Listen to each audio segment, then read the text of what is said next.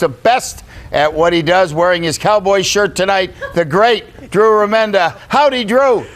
This is not a Cowboy shirt. This is a Hugo Boss. I got Hugo Boss here, Hugo Boss down. Bruno Mali shoes. I knew I was on for Gary, so I went to the designer wardrobe. Hugo Boss does not make Cowboy shirts. Let me just say that's the only reason I can. Even Pam's laughing at Pam. Don't. I'll say howdy. You don't have to. But the point is, Drew always wears these beautiful suits that he buys in bulk. They're like $3,000 suits, and he gets them for $1,200 a piece. And he looks. I'd never seen him in Western wear. So, how long do you think you'll stay up on Trigger? You know? Until she bucks me off. Okay. Until she bucks me off. All right. Hey, back to the serious business at hand. Yeah. You think the NHL is looking at this tourist thing and saying, hey, I know violence sells in some quarters, but this is too much. Let's try and clean up the game? Yeah, this hit is, and as you said, a repeat offender. 2005, he took out Milan Mihalik in the Edmonton series when Milan was playing for San Jose. Last year, he put a hit on Joe Thornton that really separated Joe Thornton's shoulder. I mean, there's a lot of things what Raffi Torres has done throughout his history that makes him the repeat offender and an easy target for Brendan Shanahan, the NHL disciplinarian. So they've suspended him indefinitely. That's going to be at least a minimum 5 games. He's probably going to go more than 10. He may be suspended for the rest of the playoffs, and it's the kind of hit that you're trying to get out of the game, which is the predatory headshot where the player's feet come off the ice to make contact. I'm just curious, how much do you honestly think the violence sells? In other words, how many folks go to the games predominantly to see fellas go after each other? I don't think they go to the game to see players go after each other, but there certainly is. It's like the NASCAR fans. They go to the game or they go to the race to see the racing, the drafting, the skill, the level of play being as exceptional, especially in the playoffs.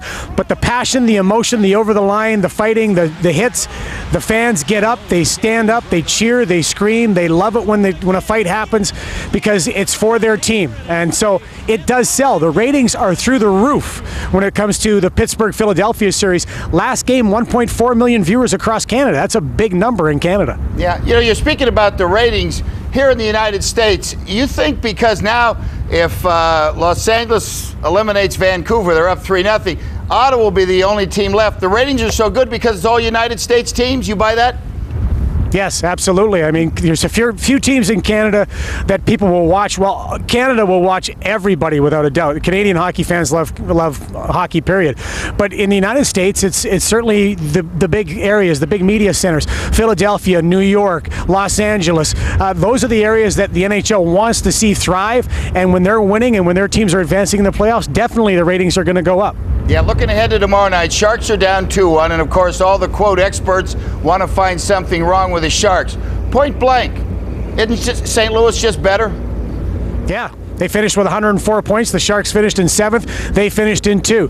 The St. Louis Blues are a better team. In fact, they're relentless. They've got everything going for them. They play a certain style that Ken Hitchcock, their head coach, has done a wonderful job coaching out of them. They are playing to the max. That's not to say that the San Jose Sharks can't beat them. There's been in several situations, and we go back a long way, Gary, you and I, before I started wearing Western wear, that the San Jose Sharks have overcome those big diversity in points and standings and teams being better than them, but they've got to play better than they did last game, without a doubt. Let me ask you one more, Tex, if I might. Yeah. Okay. Did those 2 goals that the Sharks scored late, in Game 3, that serve any purpose, momentum tomorrow night? I don't know if it gives them momentum, Gary, but at least it gives some guys some positive feelings, like Logan Couture, who hasn't scored in a while. It gives them something to build on. When you're in a playoff series, and you talked about the Sharks get blamed for a lot of things, a lot of criticism goes to things that they don't do.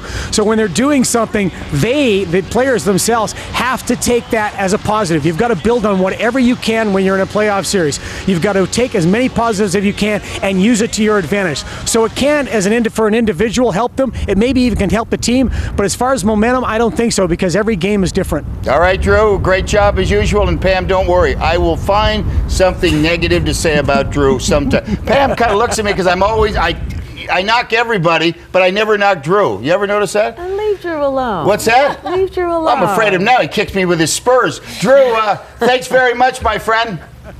Bruno Mali does not make cowboy boots. I'm telling you right now. All right, will you stop with that? All right, the great Drew Remenda in Western wear. We are back in a moment.